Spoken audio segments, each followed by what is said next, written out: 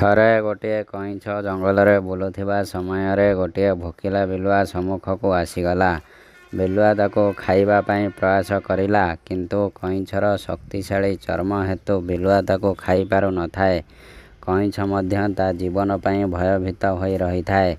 ତାପରେ କଇଁଛ ବିଲୁଆକୁ କହିଲା, ତମେ ମୋତେ କିଛି ସମୟ ପାଣିରେ କାହିଁକି ରଖୁନାହଁ, ଯାହାଫଳରେ ମୋର ଚର୍ମ କୋମଳ ହୋଇଯିବ, ତାପରେ ତମେ ମୋତେ ଅତି ସହଜରେ ଖାଇପାରିବ।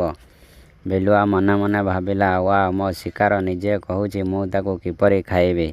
କିନ୍ତୁ କଇଁଛ ଠିକ୍ କଥା କହୁଛି, କ'ଣ ତା କଥା ମୋତେ ମାନିବା ଉଚିତ? ଏମିତିରେ ମୁଁ ତ ତାକୁ ଖାଇପାରୁନି। ତା ଚର୍ମ ନରମ ହୋଇଗଲେ ତାକୁ ଆରାମରେ ଖାଇହେବ। ଏହାପରେ ସେ କଇଁଛକୁ ଗୋଟିଏ ନଦୀ କୂଳକୁ ନେଇ ଆସିଲା ଏବଂ ପାଣି ଭିତରେ ଛାଡ଼ିଦେଲା।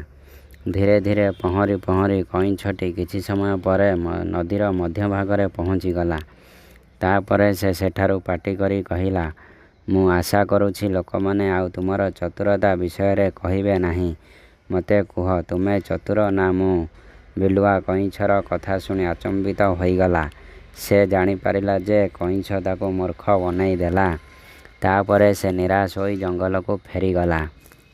ଏଥିରୁ ଆମେ ଶିଖିଲେ ଯେ ବିପଦ ଯେତେ ବଡ଼ ହେଉନା କାହିଁକି, ଯଦି ଆପଣ ସଠିକ୍ ବୁଦ୍ଧି ପ୍ରୟୋଗ କରିବେ, ସେହି ବିପଦକୁ ଅତି ସହଜରେ ଟାଳି ଦେଇପାରିବେ।